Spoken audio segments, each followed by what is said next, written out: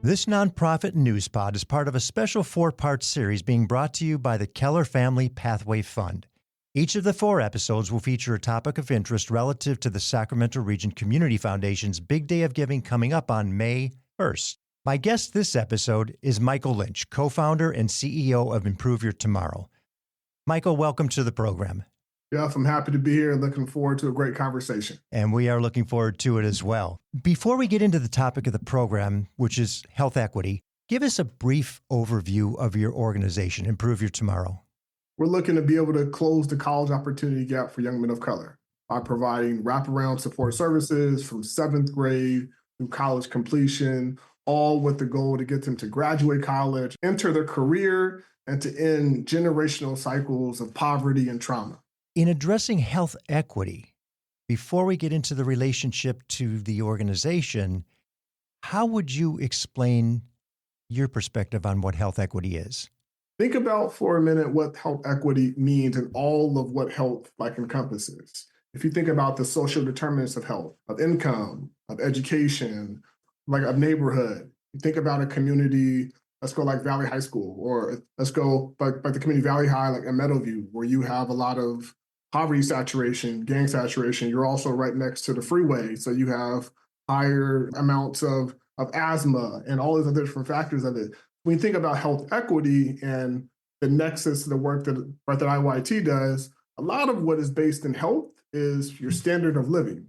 And your standard of living is often determined by your income. And your income is often determined by your education. So for IYT and what we're trying to do, we know that this group of young people who are at the bottom of almost every positive academic indicator, young men of color, least likely to graduate high school, least likely to attend college, most likely to get involved in the criminal justice system, IYT wants to disrupt it by giving them the full opportunity to a college education. I was going to ask you why it matters, but you answered it all beautifully in that response. We can see why it matters. It's significant in all the facets of really somebody's life, from education to health to career to family. Education across the board, starting at grammar school all the way through college, requires an awareness of health, and that awareness could instigate an interest in understanding what it is about me, about my personal health and well-being. We see systemic barriers all play into this topic as students move through academia, and certainly in the underserved and underprivileged, even more significantly so. What are you seeing regarding this issue as it relates to your goal of higher education and moving that awareness up, not only about the education, but the health education? Awareness and identity are so important in your ability to feel confident in self. People with a strong identity and who have a good connection both to family and friends and community are less likely to do things that they're not supposed to do, right? Violent crimes, all the stuff that sort of have the part of negative externalities of life. So awareness and identity are important in being able to shape who a young person is. And if you're a young person living in a community where there's a lot of trauma, you hear sirens at night, gun violence, single parent home, food insecurity, economic insecurity, all those things help to challenge your identity. Mm-hmm. Because your connection or your positive connection to community may not be as strong as you can. So IYT, we're really trying to build a stronger identity. A big part of what we do is build a brotherhood, positive friends who are making good decisions when adults aren't looking. On the Friday nights to Saturday nights, they have these positive cohorts of young people who are like sports teams or like fraternities. They're going to be there for each other, but to ensure that they can help to be on the positive side, of health equity.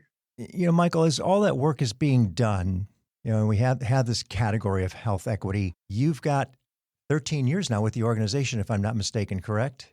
Correct, 13.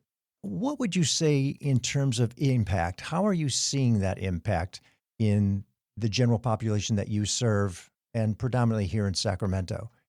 I'm seeing it every day, Jeff. One of our board members, Oscar came to us as a freshman, Valley High School, 1.67 GPA. And Oscar didn't want to do much of anything. He was a smart kid, but he just was It just wasn't motivated. He didn't see the nexus between what school could provide and the life he wanted to create.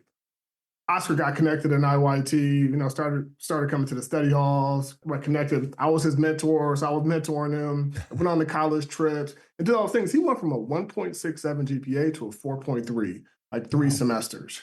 Graduated from UC Davis in 2020, and now is not only serving on our board as one of my bosses, but he's a marketing manager at a real estate company. And then he just last year got his master's degree in marketing from University of Santa Clara.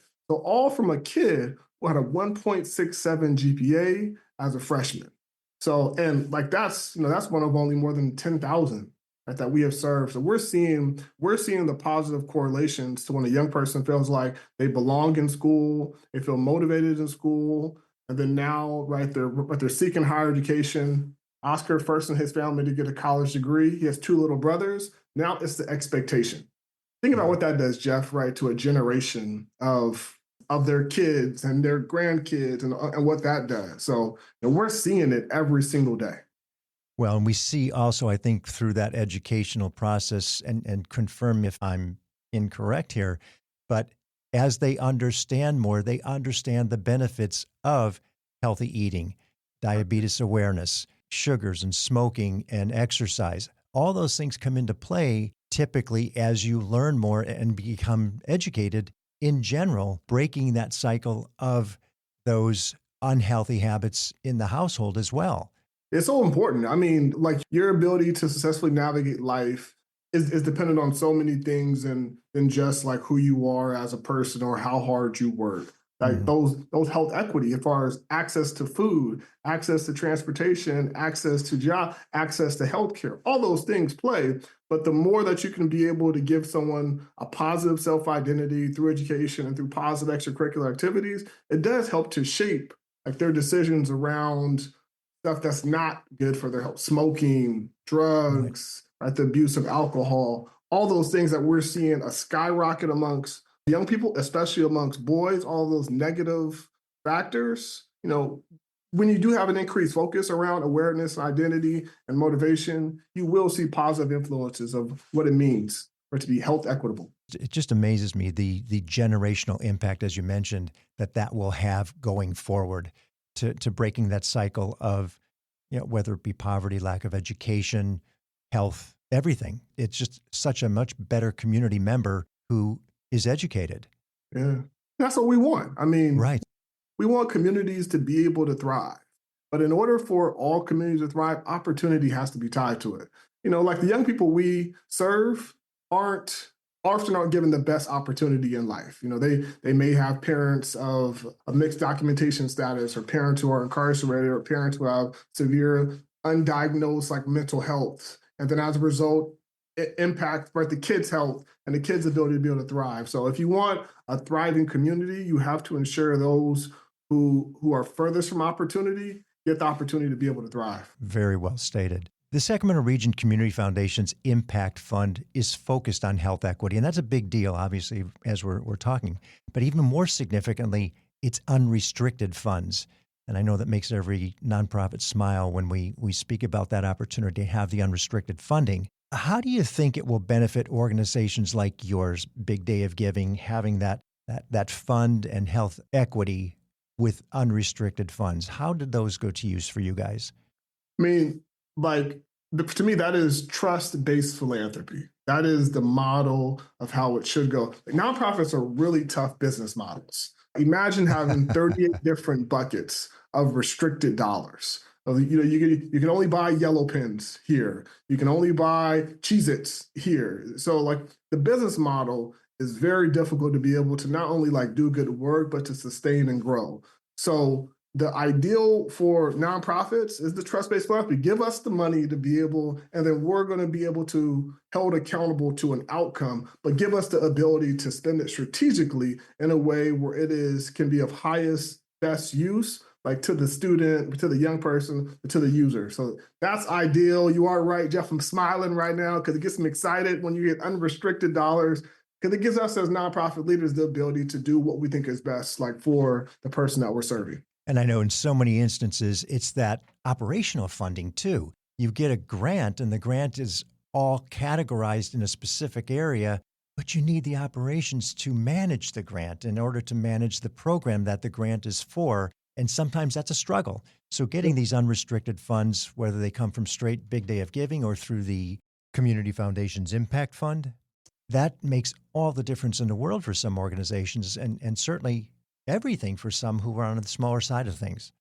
And think about this too. If you're serving in a school and you have a contract with a school, you're required to have insurance. You're required to have like a $5 million insurance policy amongst multiple different parts of it. And that's often not what's included within a direct grant. Whereas a funder may just only want to fund a mentor or food or transportation. There are all of the back end that has to happen. If you're running payroll, there's a payroll cost, Right. like every time it hits. So right, the trust-based philanthropy, helping to fund operations is key for nonprofits like Improving Tomorrow, like to do good work.